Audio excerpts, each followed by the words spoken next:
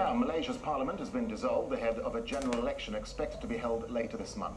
The party of the Prime Minister, Najib Razak, has ruled for more than 50 years, but the next election is expected to be a tight contest, as Stephanie Scan reports from the capital, Kuala Lumpur. The announcement came, finally, after months of speculation. This morning I sought the Malaysian King's consent to dissolve the 12th Parliament from today, Wednesday, April 3rd, 2013 onwards. The date for the polls has yet to be set, but it's likely to be before month's end, and it promises to be the most fiercely fought election since Malaysia won independence in 1957.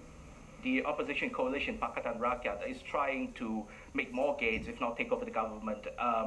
It's trying to make, they're really taking the fight to Barisan's former strongholds. The ruling National Front coalition lost its two-thirds majority at the last election in 2008.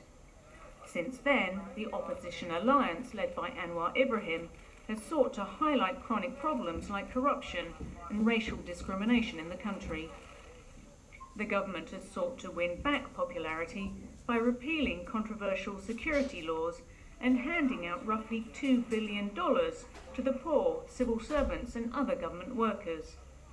The opposition has described those payments as blatant vote buying and has appealed for free and fair elections. The government has also tried to court the social media savvy youth, who are seen as supporters of the opposition, by bringing in Korean pop star Psy to Malaysia. But the stunt was generally seen as a failure. I will be voting for the first time. I hope my vote will be valuable for the country. News reports have been saying the opposition could beat the ruling coalition to take over the government, but I think the ruling coalition will win. While many analysts agree that the government will probably hold on to power, Prime Minister Najib still called for a smooth transition if the opposition wins. Stephanie Scowen, Al Jazeera, Kuala Lumpur. And joining us now from Kuala Lumpur is Malaysian opposition leader Anwar Ibrahim. Anwar Ibrahim, let me ask you first, there are some key issues at stake in this upcoming election in Malaysia. Corruption is one of them, and there are fears that this election will racially divide Malaysia like never before. So if you win, what will you do to address rampant corruption, and how can you make sure all Malaysians of all cultures and all religions have a voice? Well, the central focus in our elections is good governance, to mature as a democratic nation, and therefore the institutions have got to be strengthened and fortified. And there's a general consensus not only among the opposition but the general masses of Malaysians who are tired of the ruling clique and establishment amassing wealth by the billions and allowing for the gap to grow between the very rich and the very poor. And the second issue, as you have said, it relates to the issue of racial harmony.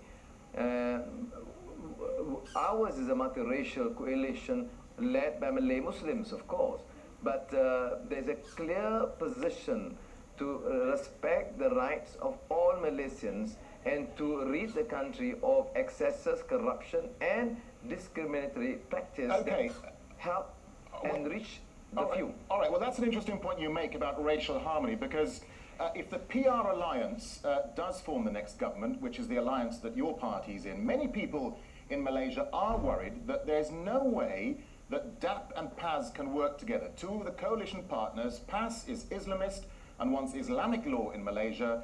DAP is a secular, multiracial. This is a recipe for racial and cultural disaster, isn't it?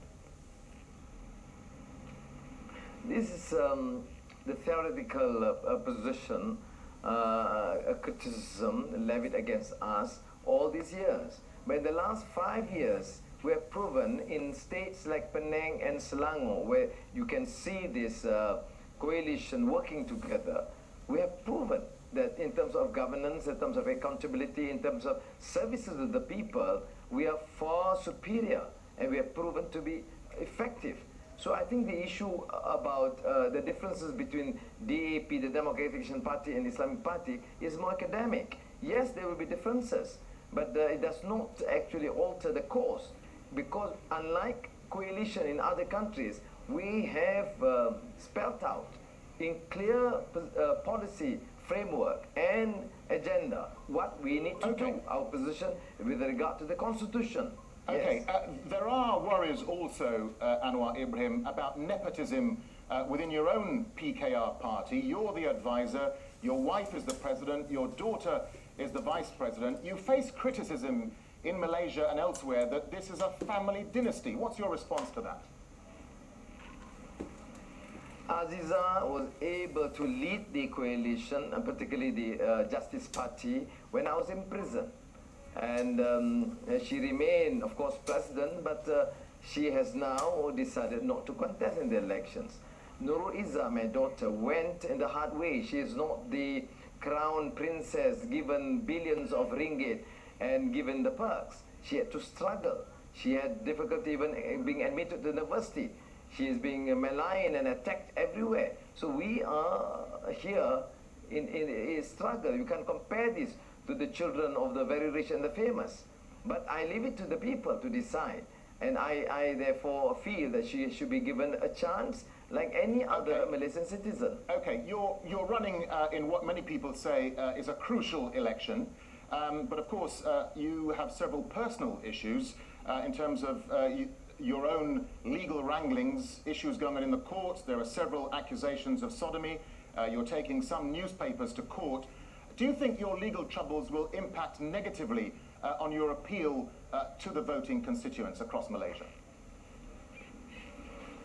That was initially the design of people like Dr. Mahathir, who became initially threatened and therefore had to conspire and fabricate this, and it has been proven and thrown in court. In fact, the chief prosecutor in the second case is now with me, which proves that the entire charge is baseless.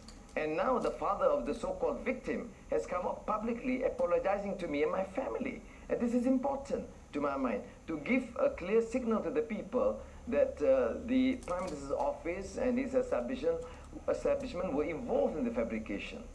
Let me just get a final thought from you, Anwar Ibrahim, and talk about the Malaysian economy.